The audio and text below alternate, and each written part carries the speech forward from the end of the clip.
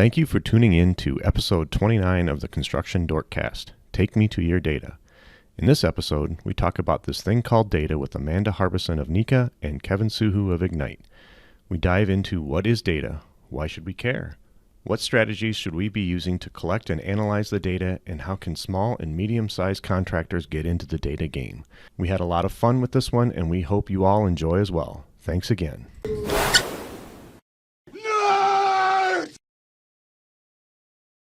We are live. All right. Thanks for joining us today, everybody. This is the DorkCast. We're back. It's my favorite time of the bi-weekly. Joining my fellow construction dorks for episode 29, Take Me to Your Data. That's right. We're going to have some special guests here today. Y'all might even know them. We have Amanda Harbison with us from NECA and Kevin Soohoo from Egnyte. We'll get to them in just a second. They are going to be talking all things data. They've been doing research, digging into some of the most incredible things that we can pull. That's our digital gold these days. So I'm sure this is going to be a great show. But as we always start with, we introduce our drinks, and I'm going to start tonight and tell y'all this is a public service announcement from your Iron Man of IT. COVID's over, but things still spread. Wear your masks. Be careful. Don't send your kids to school when they're sick. So today's brought to you by Egnyte tea. I'm just trying to recover and get past this cold. So I'm gonna be riding nice and clean on this one. But my son made that mug and all, so I'm pretty happy about that. That's me for this week. Trent, it's off to you. Cool. Hey, I was going back and forth. I've got some work to do tonight, but I decided to go ahead and pour a small one. So the software still makes sure the lines are straight. You'll be fine. Yeah. You know, it does most of that for you. Right? But it's from Hard Truth Distillery here in Indiana. Cool. This is a 4-year double oak smoke barrel bourbon. Nice. So nice. That's a good one. Little productivity juice, right? Mm-hmm. I think I'll go next because we have Kevin here. I'm doing the Hakushu, which has to be my favorite Japanese whiskey, just across the board. Like of almost everything I've tried, other than when I tried that one with you. I can't even remember where we were. I think we were in San Diego. But Hakushu is wonderful, and it's got a little bit of smokiness, a little bit of peatiness, just barely, but really, really makes Japanese whiskey taste just that much better. I would like to pause it there for a second and let you know that if you ever want to know about Japanese whiskey, the man that is joining us today has forgot more about it than I know. Yeah. And he did one of the most fantastic tastings I've ever had with it. So if you have a chance, take it. I'm telling you right now, you'll love it. That's it. I just had to jump in. Travis, take over. All right. I've got Smooth Ambler. Contradiction bourbon here. This is from the Appalachian whiskey in Virginia and Tennessee. So really, really good bourbon. Get it in front of my face.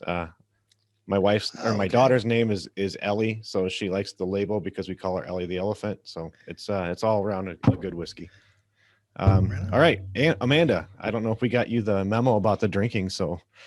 No, but I'll tell you what, I did drink Smart Water. But if I had my choice, it's Angel's Envy Rye. That's a very good one. Not the regular, the rye. The rye. That's a good one. That was my why don't you go ahead and PR order. That's a good flavor. Yeah. Why don't you go ahead and give yourself a quick introduction too? Yeah, absolutely. So name's Amanda Harbison from NECA. I'm the director of analytics. I've been with NECA for over 3 years now.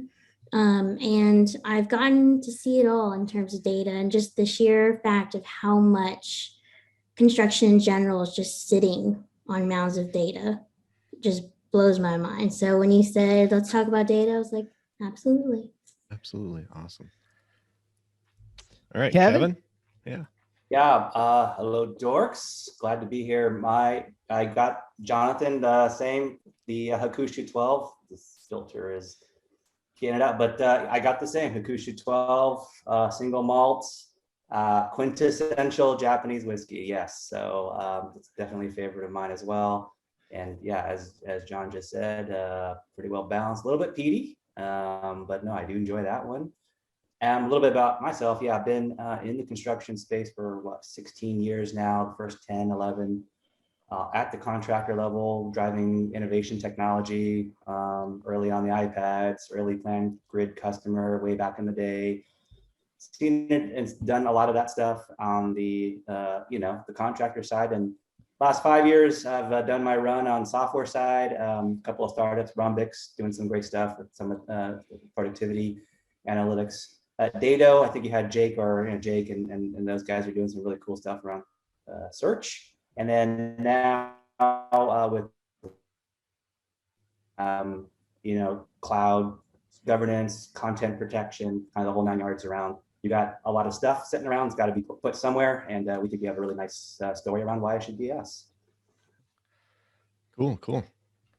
Well, I'll go ahead and jump in first. And part of the reason I was going to do that is, this whole episode idea came out of a discussion that Kevin and I had around, we were actually doing work, believe it or not. We were doing work and we were kind of talking about his transition over to Egnyte and everything. And Kevin, maybe you could dive in right and start to tease out a little bit of some of the insights that you guys were getting, just looking at the data sets that you have through the construction side of things. Yeah, I think what's really interesting as I've been with Egnyte for a little while now, and we've got quite a large install base of AEC specific. So Egnyte sells all over all verticals, but when we started to dig into, how does Egnyte do an AEC vertical, there became some really interesting, narratives around, well, we've got over 3,000 customers across the world too. So we're not talking strictly United States or North America per se, largely, but US, all over the place. And from those 3,000 customers, what is happening? What's the trends? Average number of folders, average number of files, how many times do they turn over? How many times are they shared, open, viewed? I mean, you could probably have a laundry list of all these different data points. The one that came out, and I think is kind of timely for on top of a lot of minds now, is sort of security and, even governance to some degree, and compliance. We see CMMC and FedRAMP's a big term that's running around, especially in the AEC vertical right now. But ransomware, that's one where it's like, okay, we know it's a problem. We see the analyst reports, we see the news. And so we decided, hey, what does our install base look like? And so we started to glean some from the data, data story, let's call it, right? Like, hey, we can see that AEC of our install base, AEC is disproportionately being attacked, right? And that view is only from what Egnyte can see. So it could very well be a contractor could have been breached and maybe it never touched their Egnyte instance. We don't see that. But as it kind of really directly intersects with our product, yeah, we could tell. And so disproportionately true, 2x, 2.3x actually. Wow. So we are objectively saying, hey, there should have already been a wake-up call, granted, right? But now it's like, okay, 2x, right? Twice as likely to be impacted, at least as it intersects with our product. And so it's probably bigger, right? When you talk about all the other vectors you can be reached on. But yeah, we're trying now to sort of take this message and really try to use this as another wake-up call to say, hey, this is going to happen. And a lot of sort of the initial responses is kind of an IT problem. It's like, let the IT guys deal with it. But I think from our standpoint, it is true to a degree, but it's like, what do you do when your project now, you just lost all your drawings and your drawings are probably gone for probably a week. We're not talking a 1 or 2 day situation. We're talking a week, maybe more. And now it's like, all right, now it's a business problem. And we all knew that, right? But it's more like, let's drive the conversation. Okay, is 3 days sufficient to be gone with drawings and change orders and submittals and everything else, or 10 days, whatever it is? But if it's going to happen, this is the fallout. Let's have that data sort of story around, okay, so part of it is twice as likely to get hit. For us, what's the average recovery time? What are the average number of files you're needing to recover? So yeah, those are really interesting stats that, again, we took from our install base. So these are real numbers, not analyst numbers that are like more forecasted, but this is true objective. Hey, this is the story right now. And with 3,000 samples, I feel like that's going to give you a pretty good cross section. Yeah, it's a good sample size of that. Yeah, of the vertical. So yeah, there's more to come there, and we're looking to definitely share that story to anyone that wants to hear it in a more in-depth detail for sure. Awesome. Thanks. Well, so Amanda, we're going to pivot to you too. So, Kevin's world is, I would say like more the raw, the operational data, and they're analyzing all of that. When you get into NECA now you're talking data points in whatever charts and graphs and pivots, so from your high level view, what are you kind of seeing from the NECA standpoint, and what's the fun stuff that you're starting to tease out? Well, the fun stuff is, well, we have small and large contractors. So no matter where they are in their path, it's always going to be fun because the large contractors, they have their stuff down. They're able to do a lot of tracking. Some of the coolest dashboards, right? And I think some of the best ones are like the safety ones, and some of the larger contractors actually have those live screens of like incident that just happened, or like this needs to be addressed right now. But then we have our smaller and medium contractors who want to grow, and their biggest thing to grow is data. And they are all at different starting points. Some are still learning, like where do we even start? What's important to track. And then others, like the medium ones, are I know what I need to track. I need to find the right software for me, and that's always an issue. Integrations. And what we're seeing is some of the cool stuff they've been tracking is like attendance, some of the productivity measures. And we actually worked with one contractor specifically. And the biggest thing with like CEOs and owners, they just don't have time for the most part, unless they, assign that champion to either do the research or to set up their data, aspect. Essentially, it's not going to happen. So we took this contractor and was like, hey, can we just take all of your raw data just for fun? Can we have it? Just figure out what we find. And it was so cool what we found. And he was amazed too. For instance, some of his apprentices were consistently missing the same days. And it was like, he went to go find out it was because of school. So it was like, all right, let's shift us around a little bit. And other ones where he thought some of his main guys who are super trustworthy would be there are some of the most non-attended, on the job site occasionally. So it's just little insights like that, which were just really cool to see. But that factor of, unless you're going to take the time or find that right person to do it, it's going to be a mishit. But contractors in general, they always have that gut feeling, like they know how to run their business. It's in business for a reason. But if they almost want to take it to that next level of seeing like, where am I? How can I improve? And the only way you're going to know if you improved was benchmarking it from the start. So that's kind of where we're seeing things. Oh, cool. I have a question that kind of piggybacks on that. And I've got to talk to a lot of contractors over the last year. And by and large, what they're saying is we want to do more with the data we have, and we want to collect more data. And then when I try to drill down to get to, do you know how to use this? Who are you going to have this go to? What do you even consider data? It's a little less like you did absenteeism, which is beautiful. That's really clear data. But what do you both see as the biggest misconceptions that are out there around sort of the use of data, what data can bring a company? What are the things that you look at and go, well, that's not really what data can do for you? Do you mind if I go first for this one? I love this question. So my biggest thing is data is like a story. So unless you have all pieces of that story, it's going to make no sense to you. So if someone were to just take the end of a movie and just tell you like happily ever after all their challenges, your first question is going to be like, well, what were those challenges and what was the story? So when it comes to data, the biggest thing you always have to do is make sure your framework and your foundation in the design is correct, and you ask the parameters. So for instance, if you get a graph and it's like contractors say in the next 5 years they're hopeful, but the sample size was 3 contractors, is that viable data? No. So for me, the biggest misconceptions is not asking the appropriate questions in terms of designing your question, and then what parameters were used. So I'll kick it over to you, Kevin.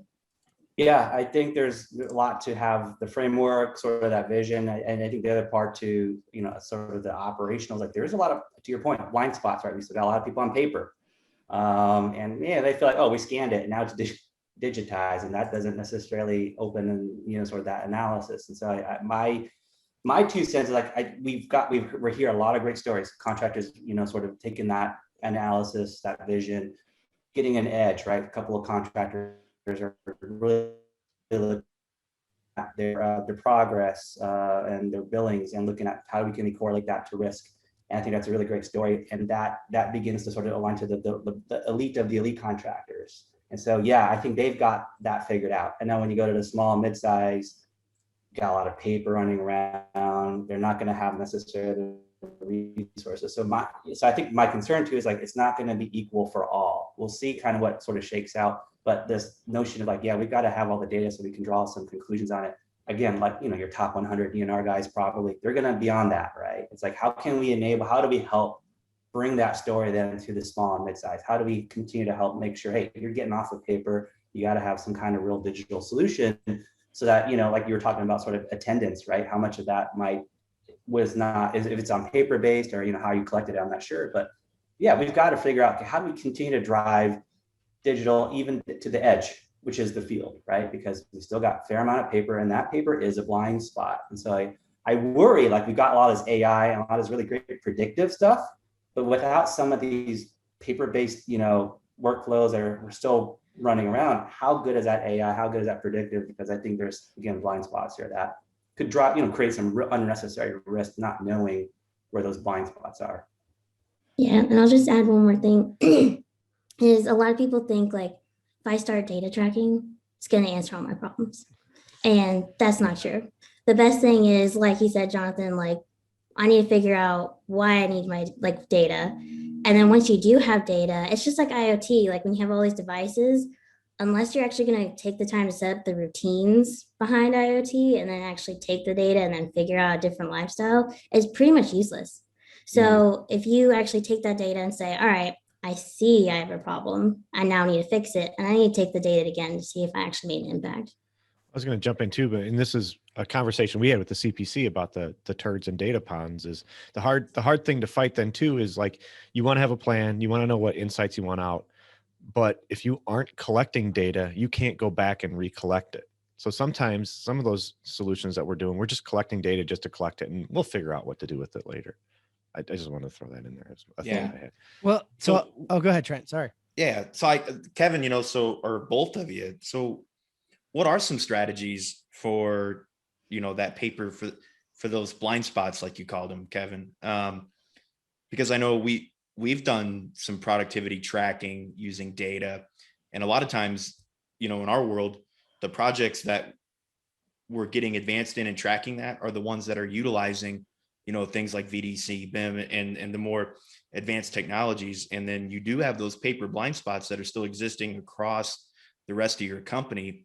So what's a strategy for somebody to kind of take that and weld it into the rest of it? Because when we started tracking inefficiencies, the problem that you come into now is they're seeing a lot of inefficiencies. It's opening their eyes to like, holy crap, we suck. But now they're relating it to that VDC and that BIM and those things that were being used on that project. Being tracked.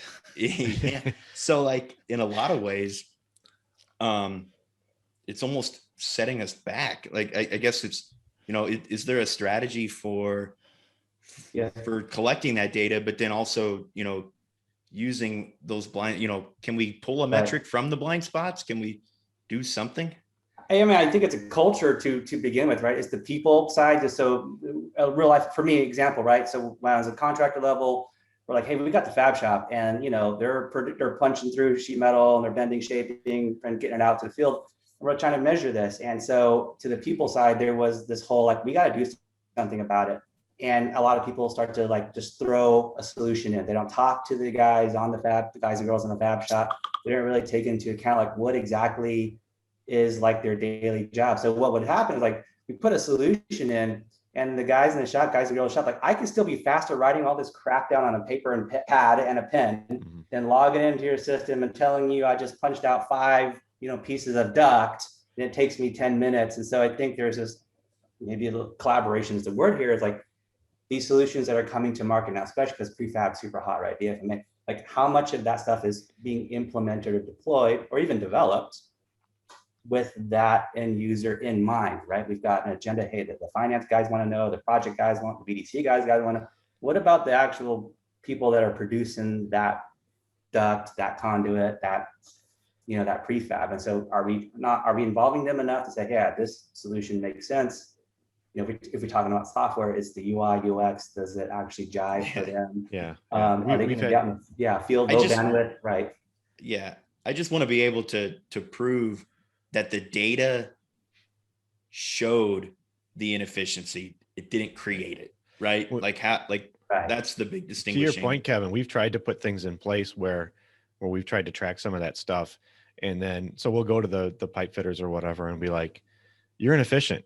Well, yeah, but the reason that I'm inefficient is because you're making me put stuff into a system that's making me inefficient. So where does it really break down? Is there a line item that says I spent 5 minutes filling out this form? Right. Yeah. No, that's actually, so that's like a true story. We had somebody a long time ago with the crew talking to us about, deploying iPads and going paperless, and then really taking a step back and taking a look at it and realizing that it was taking the foreman and supers longer to fill out the iPad version than it did the paper version. So you can truly introduce productivity hits through technology gains. So you're gaining data, but you're actually, and then if you really looked over their shoulder, they were checking the easiest box half the time. And the quality of that data, because it's faster. So I actually had this conversation with somebody else, and I'd love, to get Amanda and Kevin's thought on it. And there's this whole quantitative and qualitative analysis around the quality of your data that you're getting in. And it was really hard for me to understand, but it was really, there's a multiplier of how often and how much of the data you're collecting and how much could it be bad data. So if you're collecting a lot of it and it has little issues, it could become really big issues. If you're collecting small amounts of it, but it's crappy, it's all going to be crappy. And then there's an analysis there. And I'm wondering if that goes into any of the data analytics or data analysis that you guys have done and how you go about looking at that. Amanda, I'll kick it to you because you're shaking your head. So I'm guessing you got an answer.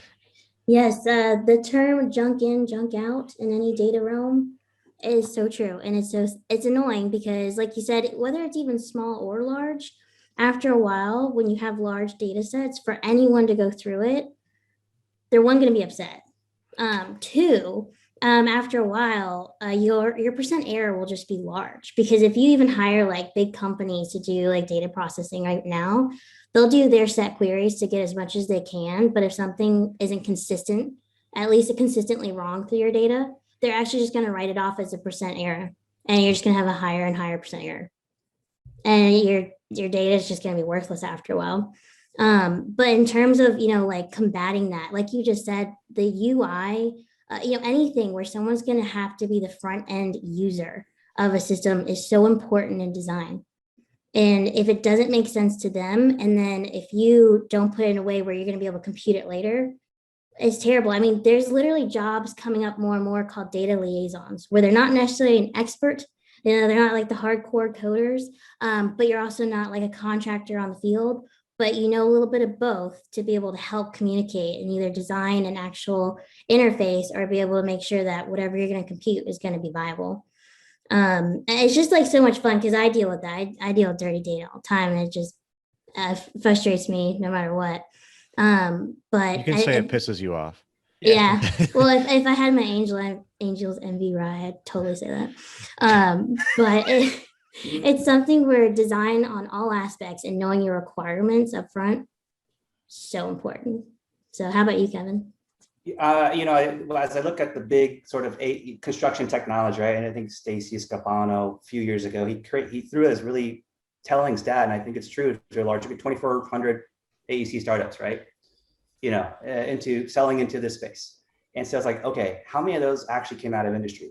You got to ask that serious question, because then what do they know about a guy or girl in the trailer in the middle of a job site trying to throw ductwork or conduit in? Because honestly, they don't, right? They've never been in industry. So I really have a fear around, there's a lot of players in this space. How many of them have actually been out on a job site wearing boots on a trailer? I could probably tell you not a great majority probably not.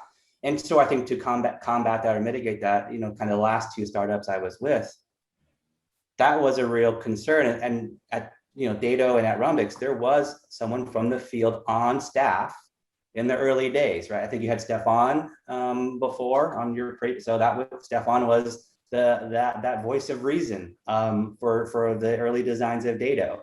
And the same at Rumbix. There was another person from the field. I think he was retired, but yeah, he was also the voice of reason as we pushed out the product and that UI UX.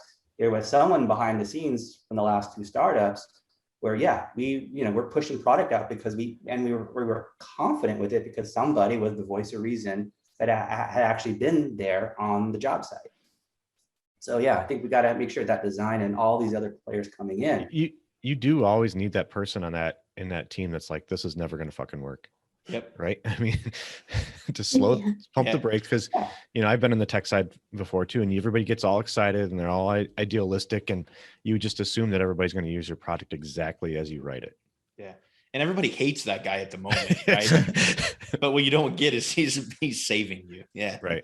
For sure. Oh, no, that's the person that you pull to the front of the room and you're like, none of you want to listen to this, which is exactly why we have to listen to this right now. And we have to figure out how you're immediately going to get around whatever it is we're going to give you, because that's what you're going to do. You're going to take the path of least resistance.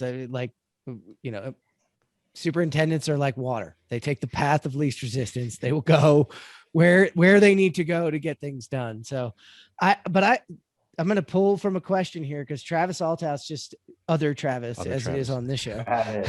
Are there tools out there to compare your data to? Like if I collect over the course of a 3-year, $13 million project, are there good resources for benchmarks to compare our performance, or do you see these used more internally? I know Amanda Electri did some work to help out creating some benchmarks more around COVID, especially, the Electri COVID reports. If nobody's read them, they're fascinating. Really helped a lot of contractors, not only in the electrical world, but that was passed out to everybody. It's an open source. You can go get it. So I'm wondering if there's more than just that out there in your experience. Well, the first thing I'm always going to say is people are selfish with their data, and rightfully so. It's a gold mine. It's very rare for people to say, oh, I'd love to share with the world, because it could be good or it could be bad. So people never know, and that big brother aspect scares so many people. Or it could expose a weakness. They don't want exactly. But in terms of just good comparison factors, I mean, my defaults are always Bureau of Labor Statistics, business economic bureaus. They do a lot of good annual surveys and census, 2 different things. But they're great to compare to in general, if you want like number of employees or, revenue. There are certain things like that, but otherwise, I mean, one of the best things about NECA is one of the highest things on any survey is networking. So it's finding a contractor like you. And if you can really make that trust relationship of saying, hey, I really want to figure out how you got to where you are, that's pretty much the main avenue in my view. I love the answer. And I think you said this before, Amanda, about safety. And it is where we've seen the industry be okay sharing a lot of their data. They've also been forced to share their data by their insurance companies to really kind of benchmark and figure out this whole, not only the EMR rating, right? And a lot of contractors, you can't win certain jobs without a good EMR rating. And, I know a lot of companies that, put that up on a board, like sales numbers at times, how long and how low is it and how low can we go and how can we get it lower? It would be nice to see the team or to see people starting to do that from a productivity perspective across the board to get good benchmarking ideas to even the field out a little bit, but then also I think then compare it to modular and prefab as we start to move to new means and methods. We don't have a really good understanding of that. And we're not going to get it from an individual shop. Travis, most people use it internally. And if you do things better incrementally, then you're getting better. And hopefully your bottom line is getting better. But it would be a hell of a lot better if we could share it a lot more. Well, I think this is a place to transition back to Kevin then too, because, with the world that you've been living in, I think that this is the play that Egnyte, Autodesk, Procore, everybody's like, well, we're trying to get everybody into our solutions, and then maybe we can anonymize the data and we can start showing trends, right? Is that kind of, am I right there? Is that gonna? No, I think that's right. There's gold there that none of us really know. There's a theory. And I think as sort of the contractor lens goes, is like, safety is a good one. Risk, right? Right. Can we be more predictive around risk? So if outhouse, if you're talking about performance in the realm of like, can we, is it correlated to risk? Okay, well, let's look at a drawing. Okay, how many times has the drawing already had? How many revisions of a drawing at 10% of the job? Is there a correlation? Because now we've got a lot of design problems, and the job is still moving forward. Like, okay, there's a correlation possibly, or drawing came out and nobody's downloaded it, or my subs haven't downloaded it. That's a problem because they're not going to bid it in time. So operationally, I think, or maybe even tactically, it's like if we're talking about performance and we're executing on a job, what is the amount of data? How much is it changing? How much is it actually being accessed? Right? I know a lot of data doesn't get accessed at all. To which can any of that be correlated to project risk? And so we could be faster rather than waiting to 80% done of the project. Then we start to realize, can we get better at 50%, 40%, 20, 25%? I think we can. It's just, gotta look into the data. Can I ask a question about sort of going back just a little bit to when we were sharing data? One of the worries that I have, and this came out of being on the safety committee at a contractor and realizing that our other contractors really weren't recording their safety properly, and that's how they were getting better numbers. And it might be my biggest worry as you start to say, let's make our data public and compare with one another, is that you can get what amounts to chest pounding with data, because you can basically ask different questions or set up different procedures to sort of fudge that data. I think, Amanda, you're in a position where you can get cleaner data than us. But if we start going out there and saying, hey, let's compare more than just our ENR, I've seen it where I look at a contractor and I'm like, I know you are not as safe as we are. And I know our numbers are worse because we're reporting more detail, because for us, the numbers internally about being more safe, and for you, the numbers about getting the next job are looking good. Do you feel that those biases that come in, like, what are some of the things that you see that are causing people to misreport when they actually do get around to sharing their data?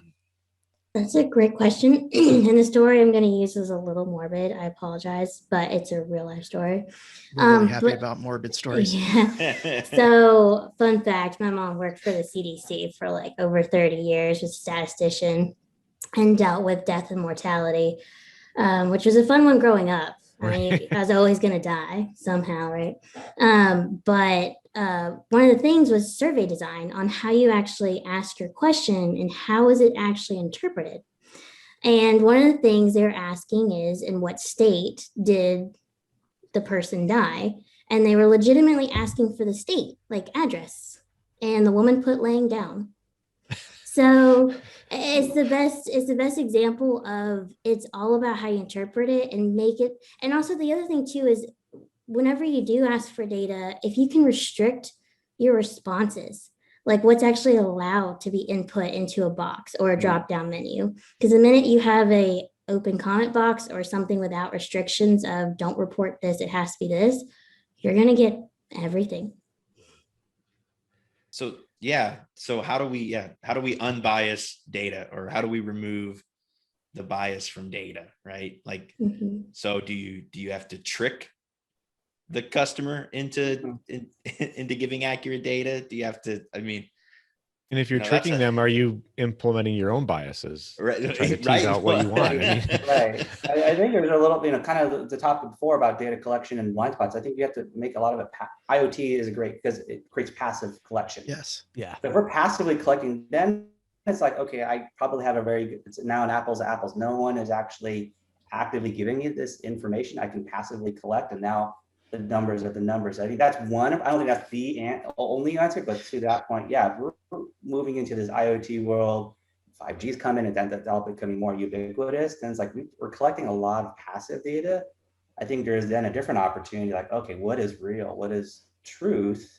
because we're not necessarily saying someone asking for the information through a survey format, rather than it's already there. We already have the data. We're just going to take the That's a good point. Yeah. I love that, but I would put out that people put their Apple Watch on their dog and let their dog run around the backyard to get their steps. You know, I mean, I know we will always break the mousetrap and we will always make it so that the data is not perfect. But I am really worried, like with the more collection we go, and you guys talked about it earlier with the field. So right now, you know, the dorks really deal with the fact that in the field, technology has a bad reputation. And it does. Like, if you look at the big numbers, it has a bad reputation.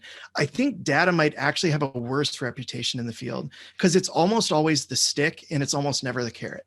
You're almost never offering the guy in the field an incentive. You're almost always offering him some way in which someone's going to tell him he's underperforming. Right. So do you guys see some good ways that we can sort of incentivize people that are used to it being the stick to say, no, this is good for you. We can facilitate better if we know what the problem is. And like, what do you guys see there? Because we're at the Dorks, we're trying to change the narrative for technology, but I feel like you guys could help change the narrative for data in the field. Great question. Yeah, well, my 2 cents there would be listening for one. Like, anytime someone's going to create something without listening to all parties, you're not going to create anything good. And then 2 is training. That's a huge one. And 3, I mean, it's just like me, like, go run. Why? Well, it's going to make you healthier and you're going to be able to do many more things. Oh, okay. But if you just told me go run, I'm going to give you the middle finger. Like, right. I'm not going to go do that. So the incentive, there does have to be an incentive. It's just like people filling out surveys. If you put a gift card at the end of that, you're going to get responses. But in terms of a good incentive based off contractors, that's up to anyone. But that's my 2 cents. Kevin, what's yours?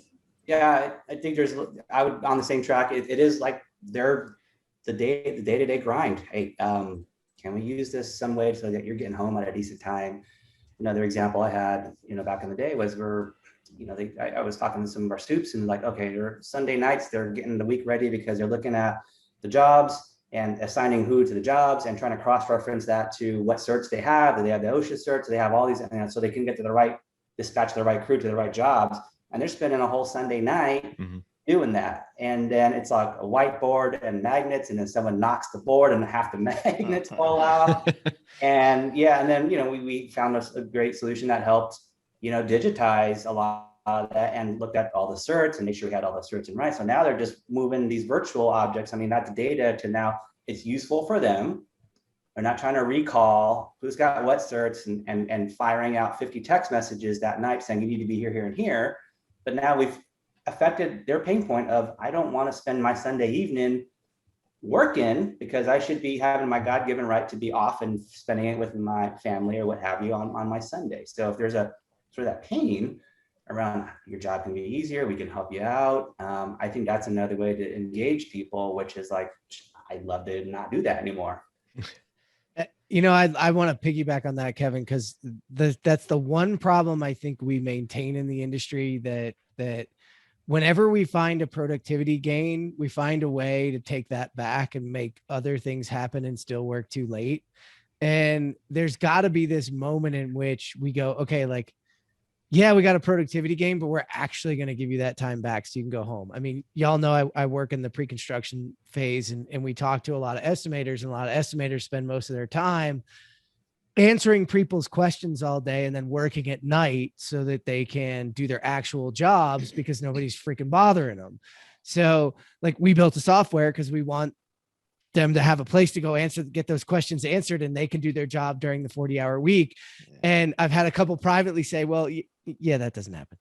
And it's like, wait, no, that's the whole idea, right? Like, it's got to be a carrot. It's got to be like, hey, right, you can get your day back. You can get your evening with your kids back, with your family. You can go boating, go fishing, go hunting, whatever it is. And also, when you digitize things too, you can take a break too. Like, how many construction folks can take a vacation, truly, and not worry about it without paying for it when you get back, or paying for it when you get back, or getting called or getting freaked out or something while you're there. Like, it's pretty damn rare. So yeah. You're right. I think the industry has a mind shift meld there that would be fantastic, because I think then you would give an incentive. Jonathan, you're right. Like if we don't have it, if it's all stick, and I can go through like 10 instances of this in my career as an IT guy that I was like, are we going to continually run directly into the wall and forget the wall's there? Yeah. It's still right there. Yeah. Right. Well, and Jeff, I think that it's an interesting conversation then, and then we're supposed to be talking data, but the incentive is important because we want them to collect this data. You used to do a presentation about millennials, right? And we were told for a little while that millennials are all about gamification and whatever. And I'm like, I'm going out to these job sites, and a lot of these millennial journeymen apprentices, they could give a shit if they get a badge for putting data into a form. Yeah. Like, you have to have the right incentives. They want the same incentives that our foremen do. They want to go home on time. They want to go home not hurting. Yeah, money. Money. They like money. Money always plays well. I get yelled at. Yeah, so you're right, Travis. They do respond. So the trick there, the twist there that I'll give you is they do respond to gamification, but not to fucking badges. Like, we don't need just leveled up badges. Level 12 because everybody plumber. else is looking around at them going, yeah, whatever. Elite Go back to what we do. status. But if you truly gave them, this was something that came up. Wow, this is way back when at Gallegos, but it was like safety records and whatnot. If they were fully filled out, fully done on time, et cetera, you could earn an hour of PTO. Like, you could literally get a full hour of PTO thrown back on your card. Like, there was incentives that we finally started to create to get accurate information that had a true carrot for them. So, I mean, those are the kind of, if that badge was 1 hour of PTO, I bet your millennials would have been a little different. Right. No, that's a good point. No, I completely agree with that. Like, the mentality of where, like, if you, like, your work was your own and you did good, like, that was an incentive, like, to be a workhorse, essentially. And I'm not saying millennials aren't, but it's kind of where that value is no longer like a moral thing. It's more like, legitimately, where's the human factor now?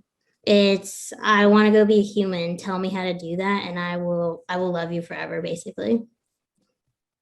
Like that. Take me to your data. And we will love you. Well, I hit you with a stick. Or hit you with a stick. You just never know. I think there's another story though, with the data, which is like, let's get them involved. Like, why do we want to collect the data? And, it might be a little bit abstract. And another example I would have is like, you'd look at way back before unlimited cell phone minutes. So CFO's like, hey, who's our top users for cell phone? Because they're costing us the most money. And always it'd be like field, right? Mm-hmm. But it's not because they're goofing off. It's because they're calling the office 20 times a day for the latest, RFI change, what have you. But it's like, okay, just because they're spending the most on cell phone minutes before unlimited plans, that doesn't mean it's a bad thing. That means they're actually collaborating, right? And they're trying to make sure they're doing the right thing by being in constant communication with that PM, with the office, what have you. And that's why they're the highest cell phone minute users. So there's another story that was like, okay, the data might have said one thing. Hey, CFO is not happy because these top, soups are on the top 10 user list of minutes and dollars. But hey, these are the guys that are getting their jobs done right. They're not if you filter those, it's half to the office, a quarter to this vendor, and the other quarter is the different GCs, if you know it. Yeah. Right. Like, I have a question that kind of ties with that idea a lot. And that's back when I was the manager of EDC, one of the things they said is we want to have these productivity measures, and then we want to award bonuses based on those. And I'm sitting in this meeting and I'm like, hey, we can't do that. And they go, why? And I go, well, listen, if I have a really bad job, I take my best person and I put them on the bad job. And if the job is sinking, like totally sinking, it's out of control, I, again, take my best person and put them on the bad job. And if a job's easy, take somebody that doesn't know very much and I put them on that job. So what are some of the ways, and I think of that as sort of data punishment. Okay. So like, the data is going to look bad on every one of your jobs, but you're my best project manager. The problem is you're my best project manager. So when I'm about to lose $1 million, I tap your shoulder. what are some of the ways that we can sort of clean data in order so that we don't have these situations where the data is just not really reflecting the, I guess what I'm asking is, how often do you see a disconnect between causation and correlation and between use of data and what they're trying to get from it? Is that very common, or is it something that's less common?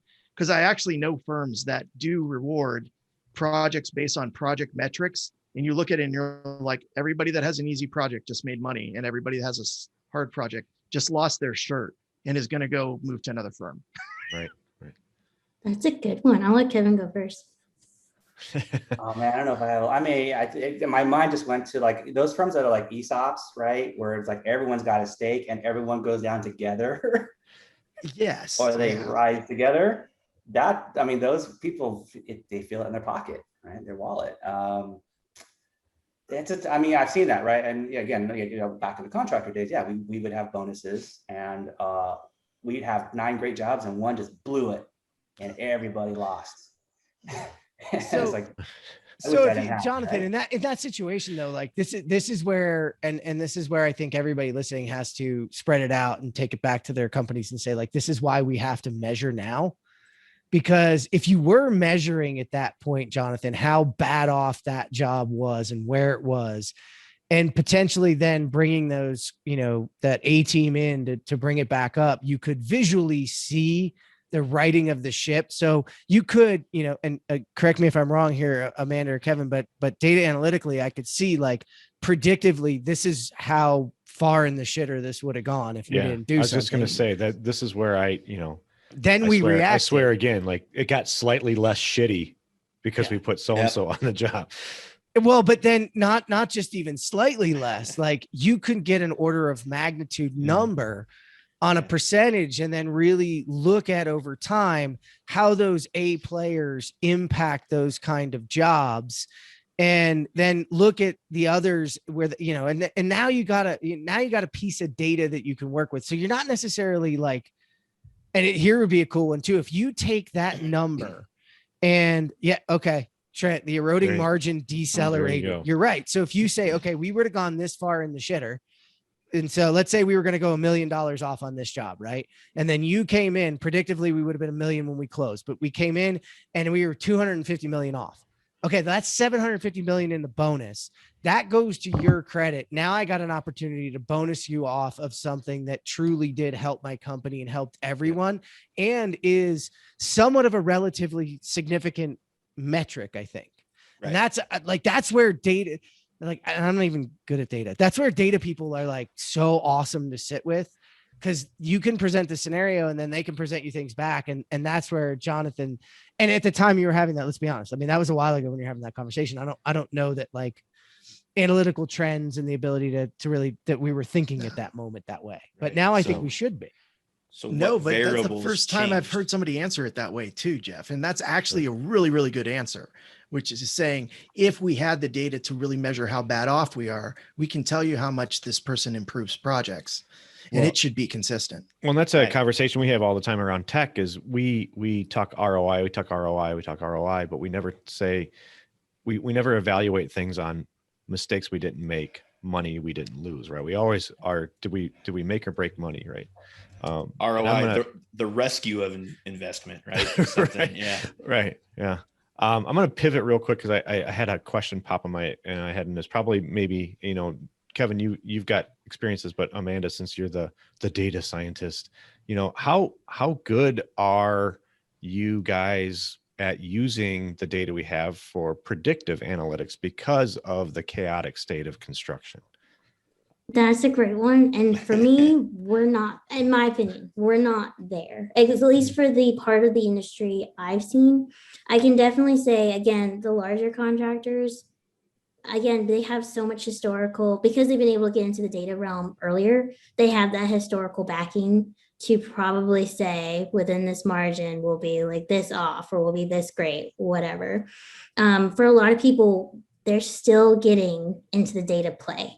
So for them, like predictive analytics is that it's like the expert level. Like you're not going to get there until you get your foundation set. And then also just really really quickly, like Jonathan, your scenario would just remind me of like bad group projects. Like when you get stuck with that group where you're just going to be that person. But in terms of that too, it's like you have to put that into a relative sense. And, if you're going to compare apples to oranges, it's apples to oranges.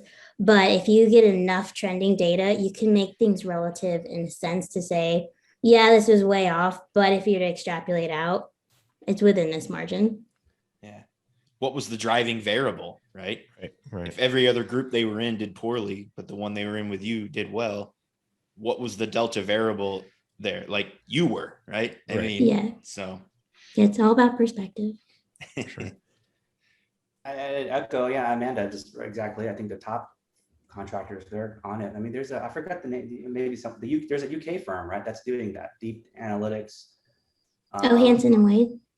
No, I'm not sure there was some other firm that were out there in the UK and they were like looking at all the progress data and now they're like really driving predictive to like the nth degree. So we're seeing that overseas there, but there was, like I said, I've heard a few contractors here, like, yeah, the top guys, they are putting together massive data warehousing infrastructures because they now know, like, we don't know exactly what we're looking for. We've got a bunch of data. We're going to put it in a warehouse. We're going to get a data scientist type person to go find those different needles that maybe we didn't realize they were there. But again, the small mid-size, yeah, I think as an industry, we got to figure out how to get some of that into their hands too, because they're also a part of the industry. It does, Right. Things don't. A large part, probably the largest part, right? Right. More, the big GCs, they don't act alone in a vacuum, right? There is a whole ecosystem beneath them that analytics and that predictive element, we're enabling them and their operations, then everything all tied, rises. Yeah, we throw this out a lot. There's 400, in our top 400, there's 19,000 others in the US alone. I mean, that's just a easy figure. And I know I've been saying this for a little while, and with COVID going away and us opening back up and getting out there, it's been on the back burner a little bit, but Hugh Seaton and I, and a couple of others has been talking about this punching above your weight. And one of the things that I think is missing here, Kevin, that you're hitting on though, is that if you are a new contractor or a small contractor and you really take the time to digitize your core processes and not digital paper, you truly get digital data, you can actually, because of the algorithms and because of the way BI is and how accessible it is, you can get to insights and analytics very, very fast, much faster than those larger ones can, because, Travis, most of those large contractors, to your analogy, they're more in a sewer pond than they're in, turds in your pond. And you can be a small pond, small turds, clean them out quick and go and work with some fantastic vendors that are out there that can aggregate the information you need, and then use things like Azure, most of you're running I can't think of how many contractors are running Office 365 and not using half the stuff they have. Sure. So if you hook up most of your other platforms and you ask, can I access my data? And by the way, can we have that quick, public service announcement? You must own your data. You own your data, please. It's yours. It's your gold. If not, you're just mining gold for somebody else. That's just a bad idea. So own your data, please. But, you can get there fast and get ahead of people. You can see which markets are moving faster, where you're doing better, where you should focus your efforts, etc. So just I'm trying to push that, that's it. And it looks like somebody's got a good question. So Trent, you want to grab that one or? Oh, sure. I don't mind. Trevor's just kind of talking about, we're hitting on the small to mid-sized contractors. He's saying that most of them are just now getting up to speed with what BIM, VDC, total stations, prefab, all these things that the bigger guys have kind of figured out. This is all still very new to a lot of these contractors. So now he's like, now you're throwing in big data. So his question is, where should they start? Should they start with data first? Or, where does the focus really belong? I don't know if I know the answer. That's a really good question. I have a topic on it, but Kevin, you got the answer. Go. It depends, I guess, right? That's the answer. Always the answer in construction. I definitely would be very leery of like just saying big data for big data because it's a term, but it is more like, what do we need to actually like improve upon, right? So let's find a actual like problem first. And then what is the workflow? What are the ins and outs? Who's touching what? What's the data that kind of goes into that? I mean, start small. I am no way saying, hey, big data must happen now. Start, with easy, lower, and I think Amanda talked about labor and attendance rates and timekeeping and productivity. That's pretty easy to start to look at, right? Because you're already taking time cards. Hopefully you're doing progress tracking. Most of us are. Most of you guys are. You've got activity codes, cost codes, and budgets, so you're already tracking along for some kind of performance factor. So take kind of some of that you're doing now, and then try to peel back some of the onion. Like, okay, last 5 jobs, what did that data kind of tell us? Okay, our performance factor dropped here, here, and here, and here. Why? Was it design? Was it materials? But you've got, I'm going to guess most contractors have some already sense of data collection. Timekeeping and productivity is probably the key for everybody. What's inside of that? What can you do with just that as a starting point? Prove it out. Oh yeah, we could see performance factor. It dropped because this happened, right? What was that? Was it a material shift situation? You can start to ask questions now because you're taking data you probably already have. Yeah. Two things, Trent, you're absolutely right. Amanda's going to yell at us for calling our ERP systems or our time card data big data. They're not. I'll just let you go. And Amanda, I want your take on this, because I want to offer up something analogous that I think people need to think about in the industry. But go, Amanda, you first. Sure. Yeah. I mean, that is a great question. Like, if you're going to get into all this and then also factor in the data, for me, my opinion is go ahead, get cloud storage if you don't have it. You can get plans that are relatively within your range, whatever it is, right? And any of those things are going to have the ability to collect data. So if you're just sitting there and you're not going to collect it while you kind of could, I mean, yeah, you may not know what to do. You may not know what to analyze yet, right?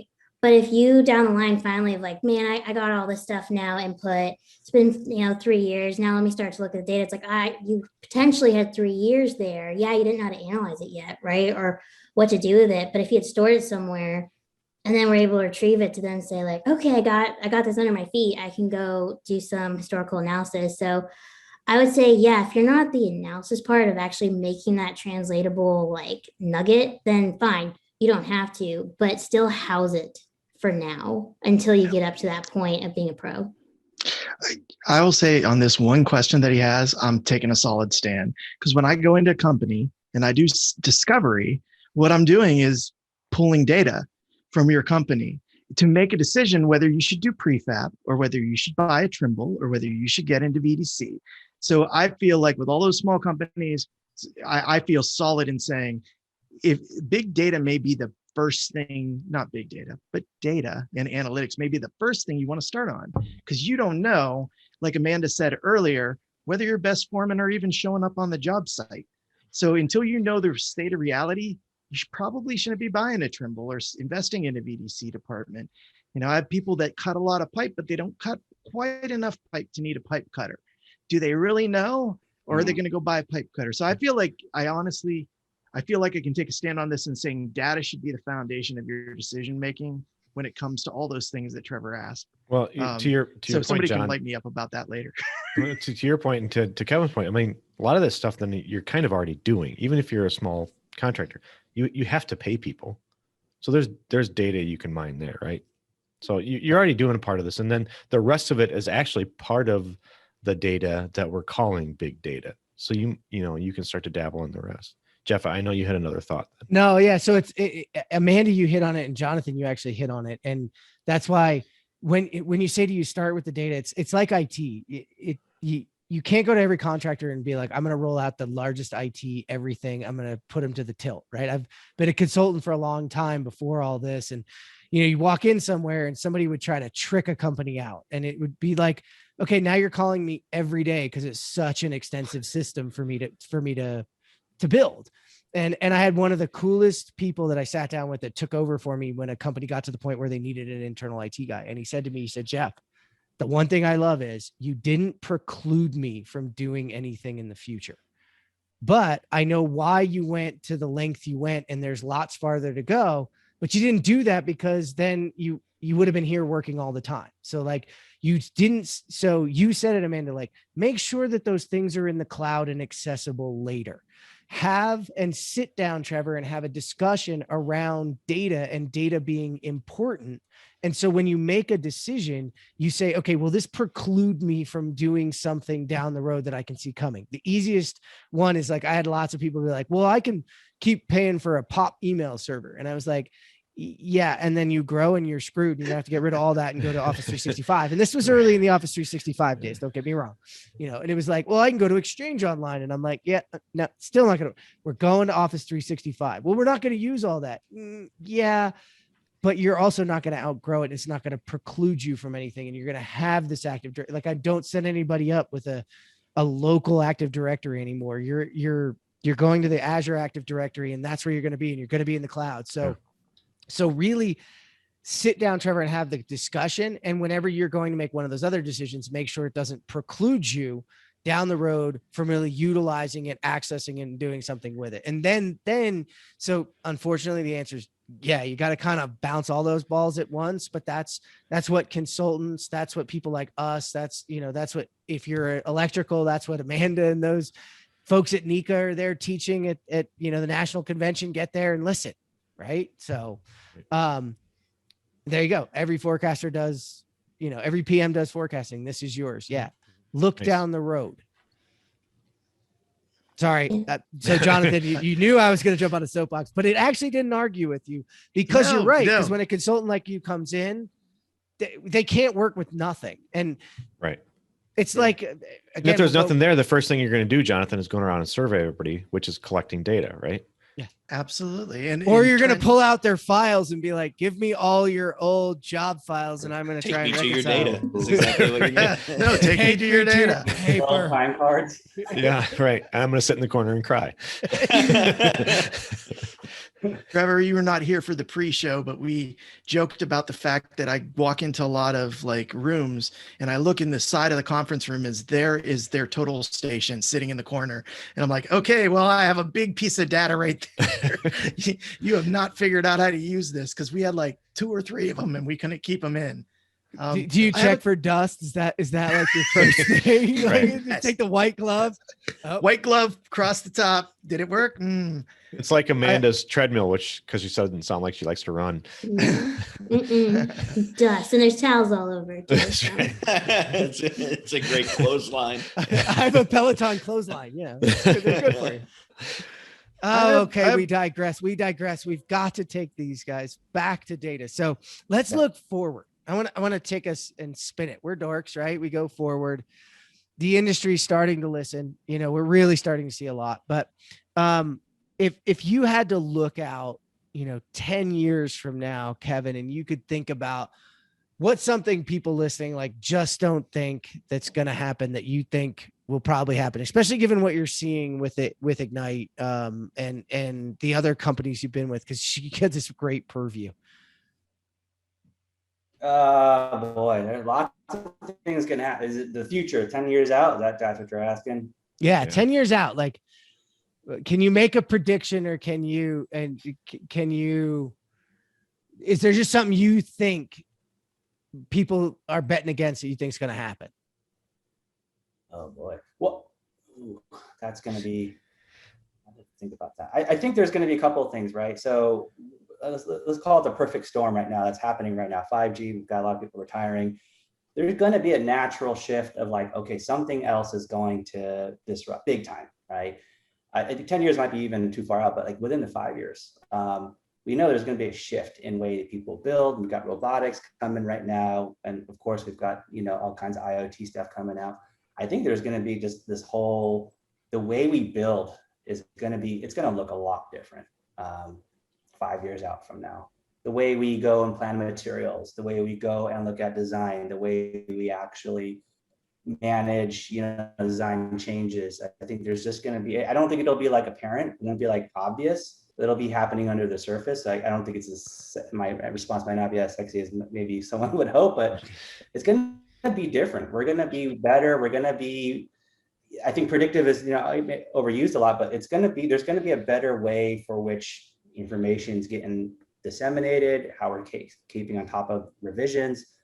People start to treat the data and the content they're in for what it's really worth. Because right now, we're talking about this being a very questionable thing, but I think if people and the top contractors already know, right? This is real competitive edge stuff. I'm going to push this idea down to the small and mid-size. So everybody now, 5 years from now, is like, oh yeah, I got data, I got content. We're weaponizing it so that we're getting better on our labor, we're getting better on our rates, we're getting better with material handling. It's going to be, again, under the surface. I don't know if it's going to be super obvious, unfortunately. People are going to get more wiser to the fact. Well, the biggest changes never are, right? I mean, they're gradual. They're at the roots of things. Yeah. Data will be their edge. I want to pull from that for one, because you used a word that gets misrepresented sometimes, and I think you used it correctly, but I think we got to define it a little bit further. Weaponizing data. When you say that, weaponizing always sounds like, ooh, I'm going to do bad things with it. But when you say that, how's a contractor going to weaponize that? So like you look at a budget, right? It's like, okay, we always build in, our contractors always build in fluff, right? 10%, 5%. We know there's going to be some inefficiency somewhere along the line. So they're going to account for that in their project. Well, weaponizing it now is like, all right, we know better. Can we either get better with our bid because we're tighter with we know how our labor is going to flush out, and therefore we're going to be more competitive that way, or we're going to keep that bid number, but we're going to be more profitable at the end of the project, right? So like weaponizing it is a win, right, for the contractor. We're going to be better in either way we bid or the way we generate profit. I think that's the easiest. There's a bunch of examples, but I think for those two, if we're using data in the right way and we're looking again at productivity, now that's a big word too, but hey, if we go to bid, can we actually be better in some way? Because we know that's where I was hoping you were going, because I think two things are going to come together there with that. Is you're right.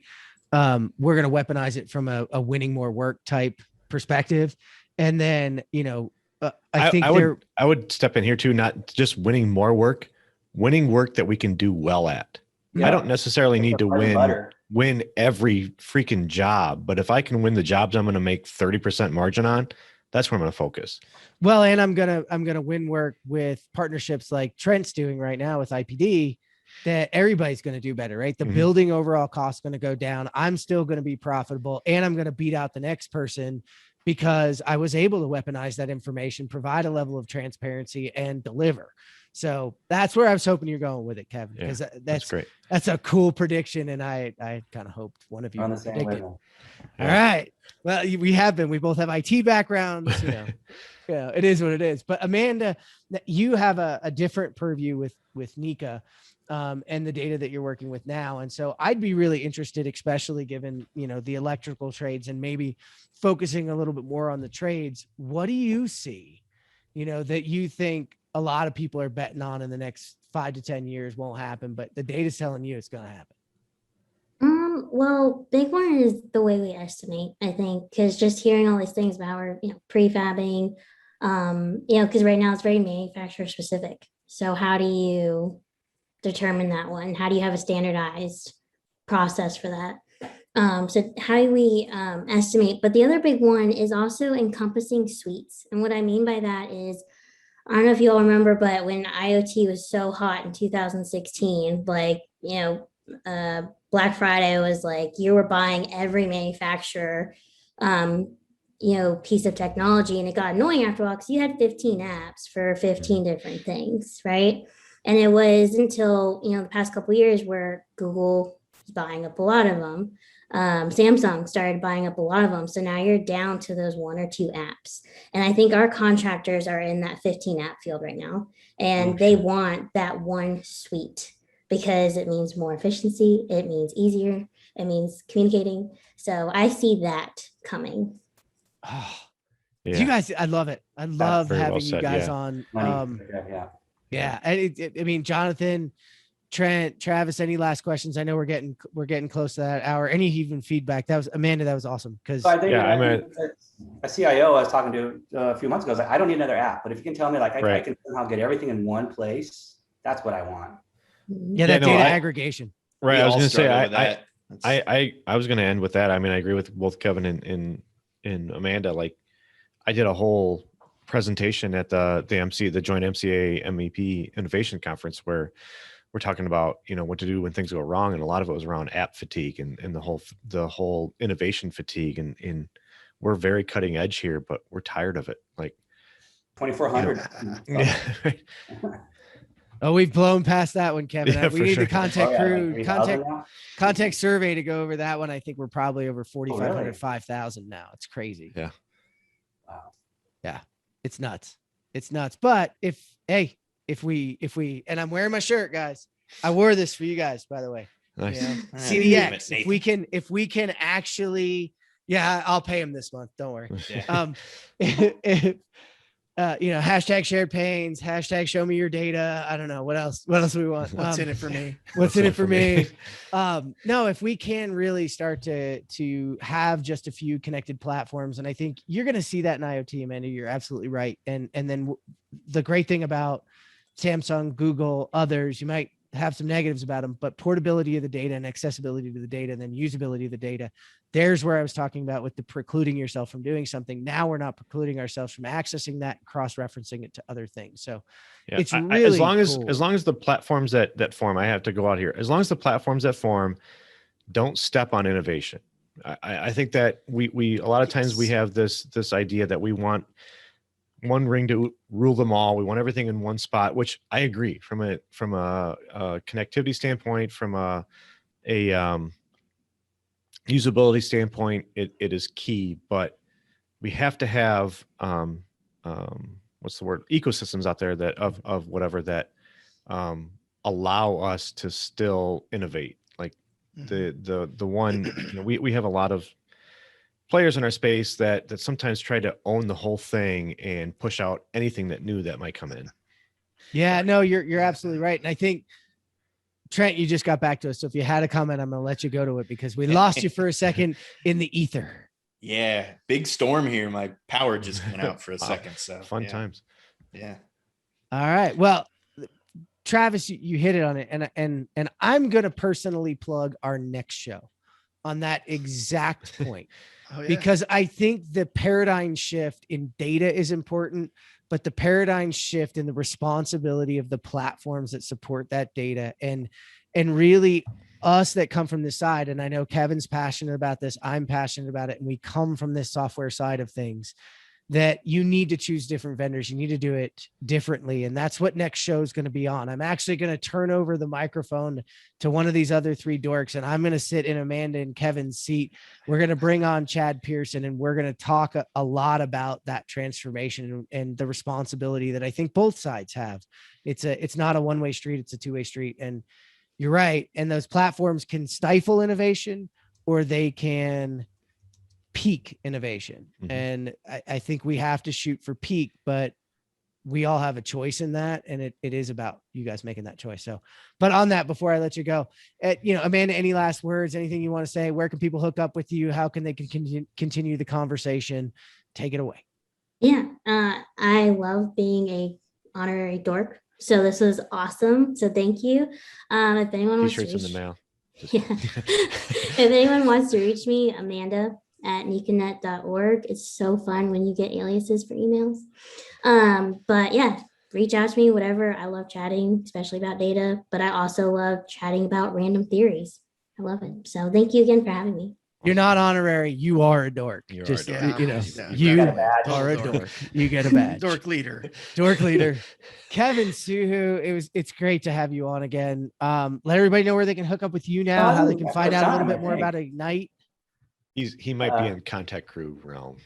Yeah, maybe there too. But easy for me. K Soohoo SOOHOO at Egnyte EGNYTE.com.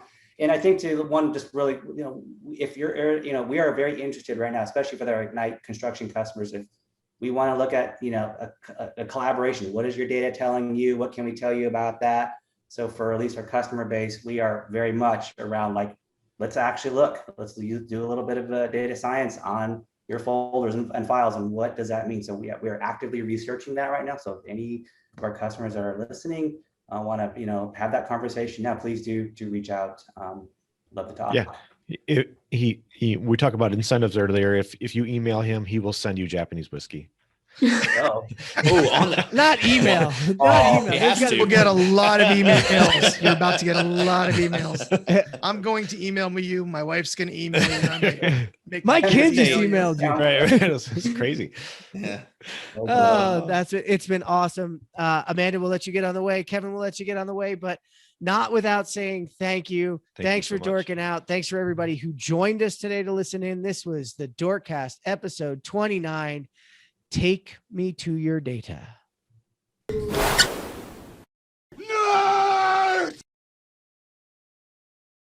The tonal of the gym. Yeah, it says a wall mount system with articulated arms and magnetic servos in it. I am getting constantly advertised on that thing, man. How is it? It's That's like cool.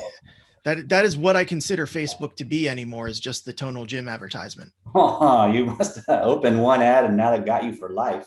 Yeah. Oh, you know what it is? Well, I think talking my- about it'll help. That'll. They're around your phone. Where's my phone? Yeah, where's Is there a way? Is there an air purifier on the market that is cheap and I can throw in a room that is going to get rid of the smell of gym in my Wow. foyer? Wire. Because my entire foyer smells like my son.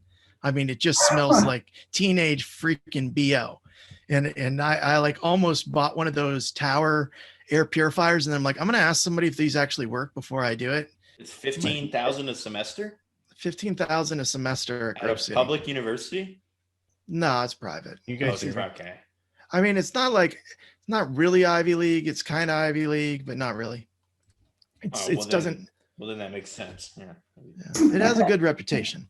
The Ivy Leagues of the non-Ivy Leagues. Maybe just don't have smart kids. I don't know. Oh, I don't know if I want one, but I got to get right back to work as soon as this is over. So, is it a want or a need? I yeah. feel like for me, my name's been thrown around on this show a couple of times, so I gotta have something. You gotta represent. You're brought up anytime we talk about Japanese whiskeys or whatever, it's always like, oh yeah, Soohoo sent me this, whatever. Yeah, I got one. Oh, this. Damn, The problem is technology's like- screwing up the world. Yeah. The problem is like because it's always a BIM or a VDC problem. But I like the way John says it, is like no one ever admits that it's a staffing problem, right? It's like it's whatever. But so the way we're designed now is, even if everything works properly, we tread water. It's like, so when everything goes to shit, we are just fucked. I mean, it's bad. And this past couple of weeks, everything's gone to shit, so it's the only way to make up for it when you don't have the staff is to staff yourself for 2 days. And I don't miss those days back when I was at the contractor level. yeah, Problems now. it's like I keep telling myself I just need to get out of BIM. It sucks. Nobody knows how to manage it or utilize it or do any, it just they just kind of. It's never gonna catch on. You should probably. It'll never take off, honestly. I actually wore keep- masks today going out because I was like, and somebody looked at me funny and I was like, this is for you, not me. Right. You want me to sneeze on your ass? I will. Why their ass? Why? Just spoken like a true VDC. You got to take everything fucking literally. Why are we sneezing on people's butts? I don't know. We're sneezing on asses. We're missing like all this good stuff. I don't have the ability to record. All the ass steaming is not going to be part of the episode. we were It's recording when we got on. Yeah, but I always use my copy because it's better. well, But yeah, I live right next to a fire station, and on all of those podcasts, Yeah, you're not gonna be able never to fix heard. that. Yeah, the fire truck, so it does work. nice. Oh, it actually doesn't pick it up? Yeah, it doesn't pick it up, which is nice because I'm just awkwardly like trying to stare and smile and not be like, I wonder if we can hear this right now. I think when we did the show with Hugh Seaton, he was in a hotel room and his Oh yes. his smoke alarm was beeping like intermittently, and it was driving me crazy. I thought it was mine for like half the show. I'm like looking like, Just slowly drive you nuts. yeah, it doesn't It's take our- much these days. It's all right, Trent. You're going to lose your hearing in no time. I already, when I set off the little alarm in my wallet, have to ask my kids, can you hear the chirp? Because like I lost whatever hearing was required for that high pitched noise. Yeah.